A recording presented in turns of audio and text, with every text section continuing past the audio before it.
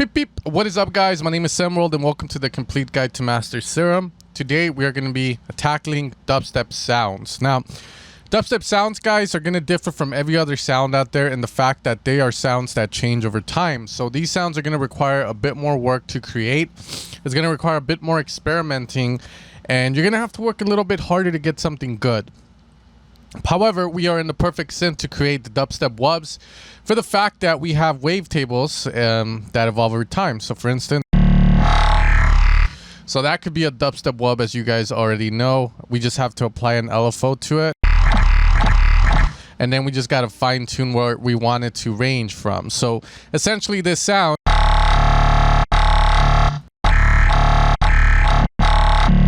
is changing over time, and it's giving us that wow, wah. So dubstep sounds, the key thing you have to remember is that they change over time. From there, processing will get the sound to sound a little bit more epic, and from there you can also add extra notches to it, and today that's what we're going to be talking about. Now, if you already know that you need to change over time to create a dubstep sound, the rest will be just the way you shape it. For instance, if you want a dubstep sound that is going to be whoa, whoa, very fast, like so, then you might as well shape it from the get-go because you know what you want it to do. You can do it slow. Okay. Once we have that, the next question you have to answer is whether you want the volume to move up and down on the oscillator or you don't want it to. So for instance, if I do, it sounds a bit different than it did before.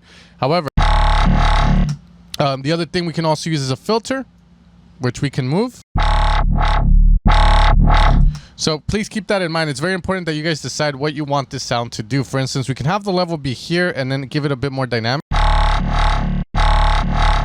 Okay, we can have like so. So just keep that in mind. Okay, so let's say that we want it like this. From here on, next thing we have to decide is whether we want this to be in mono or in stereo. As you guys know, when we go to unison or 3 and we have a bit of D2, we start to get a bit more stereo-ness in the sound. Keep in mind that you can have one voice here and you can have two here to create this sort of cool layer. For instance, we can go with another massive or monster sound here that is in, and this guy will can provide the stereo layer for our sound. That's a very powerful tool. Okay, as you can see there, it gives us a good vibe. The other thing we can choose to do is just say F it and not have this go up at all, but then we can use FM from this guy. Okay, now, usually with FM, when you have two busy waveforms going at each other, wavetables, it's not the greatest. So a lot of times I advise people to try the simpler ones first. And then once you have it, let's say we can... Okay, there we go. That sounds epic right there. We can increase the ratio, as you guys know already, FM ratio. The higher we go, the more upper harmonics we get. Let's put this down to 1 volt.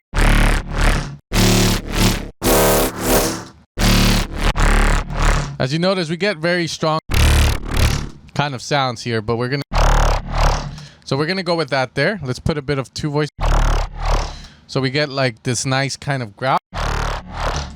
And now the rest to do is just gonna be to process that. So for instance, we can apply a bit of distortion as long as we don't kill the sound. Okay, that sounds fucking deadly right there. We can apply OTT, which is a very popular thing to do. We're going to put the mix up slowly.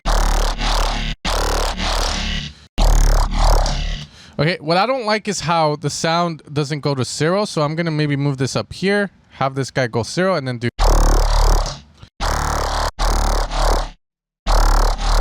Okay, that's going to be a better bet to do. Okay. Here, let's apply the OTT, lower the threshold down. Okay, put a bit of reverb just to give it a bit more like a... Okay, and from here maybe mono sounds a little better for sure, but let's see, we'll leave it in mono and maybe make it wide with a high. Now from here on out, let's say that you want this sound to have a bit more edge to it. You have to find things that you can move over time that's going to give it that edge. For instance, I could maybe apply an LFO, and that's going to change some of the sound. We can definitely move this back. Okay. Another popular thing to do is to grab an EQ. and have a bit of movement going on with the frequencies. Now this one's a bit harder to achieve because you're gonna hear, but you get a bit more. It starts to sound a bit too harsh. You gotta definitely get it. Okay, but you can see it kind of gets some of the sound out. So let's put another frequency here maybe. Maybe this one we're gonna have it be like so, and then just have this move as well. There we go. Okay. From here, another cool thing to do is use delay in a very unorthodox way where we lower the BPM on it and then have this sort of automate the thing up. High feedback maybe, or low. Let's try that. Okay, let's see. Maybe we can kind of have. You can definitely play around with this, the value. Okay, you got to be careful not to kill the sound with more of the effects you add. If you have something good already from the start that you like, just process it properly and that's it. Don't worry much about getting it to sound like, oh, I could go further because I haven't used all these effects. You want to know the fine line where your sound is ready to be used in a song or to be put in a preset pack that people can use. Now, from here, again, there's other options that we can do, and I'm just going to show them. We're going to overdo the sound, but I just want to give you guys the options we can do. For instance, another cool thing is we can add a phaser. A phaser is cool in the sense that, as you guys know, it's already an LFO effect that messes with the frequency, similar to what we did over here, but this guy's going to have a lot more pulse to it. What that means is it's going to have a lot more boost like this, and it gives a certain vibe to the track. If we lower the rate and then we play around with the depth and frequency, we can also mess around and get some really unique stuff out of it.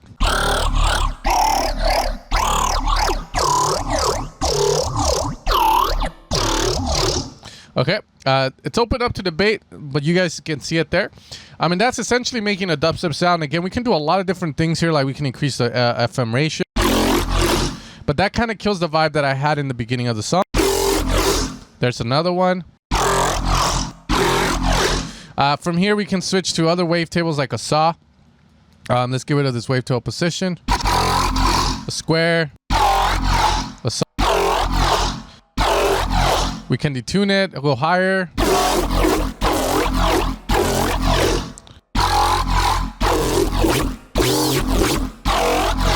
Play around with it. Let's say we like it there. Now, the other thing is, let's say that we're not utilizing the low pass filter that much.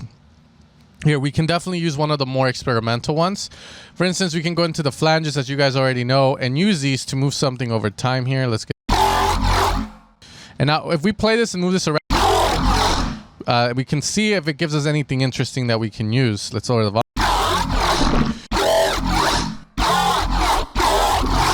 Maybe a little less there. Let's try a different.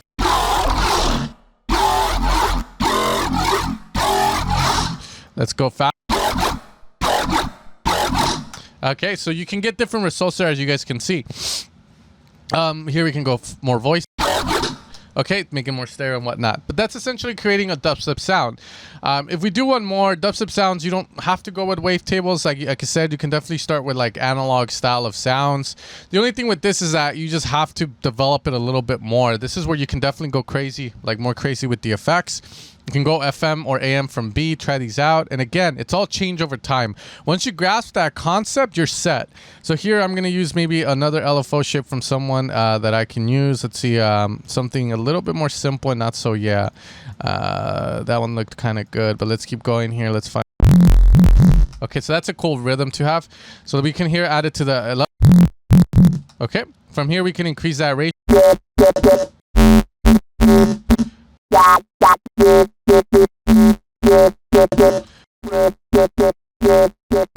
We can use that if we.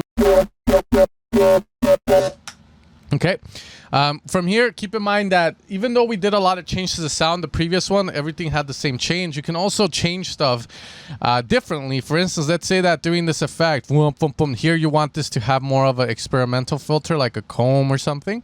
Then you can program it by just setting this up like a square. You hold shift and then you can say, okay, here I want this mix to come. And then we just put it at the same speed. And there we go.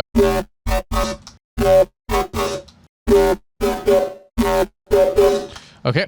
You can do a lot of cool stuff like that if you ever get the idea for it. So just keep that in mind. And sometimes some of the cooler sounds will have that, a lot of kind of change to the sound as you go, like you see in some of the cymatics packs. Now here, this is kind of like a really cool sound, but the movement sucks in it in the sense that it's very kind of like just very fast. So let's put this up.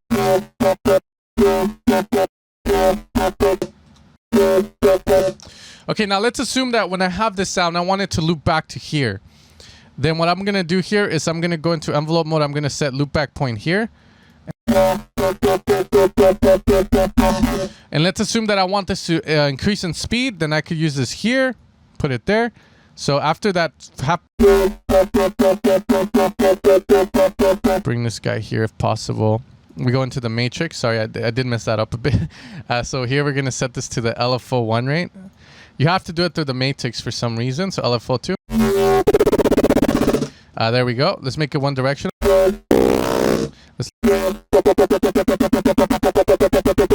And now we have that doing it there. So that's programming it to do that. So we do and then it just speeds up. Okay. From here, let's now start to add more movement to the sound. One of the things we can do, again, as you guys know, is maybe use an EQ and move it around a bit. We can definitely use this weird one, like a different one as well. So let's do this.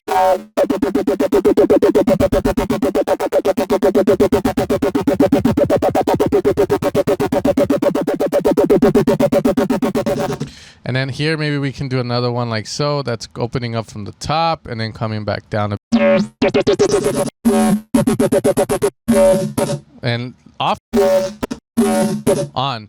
So you can see how powerful that technique is, just having those frequencies move. It adds a lot to it. It adds more movement to the sound, which is essentially what we want. Distortion, we can put it before or after. Okay, here let's put a bit of reverb. But I hope that you guys enjoyed this tutorial. I just wanted to show you guys there, and hopefully that kind of helps you in getting your dubstep sounds on. Definitely watch tutorials, guys. One of the things I like about YouTube is there's definitely a lot of tutorials out there. And when it comes to dubstep, watching those tutorials can help you understand it a bit more. You know, the funny thing is that you'll see the tutorials with some very intricate sounds, and then you'll be like, wow, it's that simple. It's just a sine wave with a saw, and then it's just modulating in a certain way. I mean, here, if we change the modulation, it just gives you different effects. As that, you know, there we have that sound. That one has a bit of movement there. Let's see, can we find another one? Okay, there we go. And then, you know, can have fun with it. Increase effect.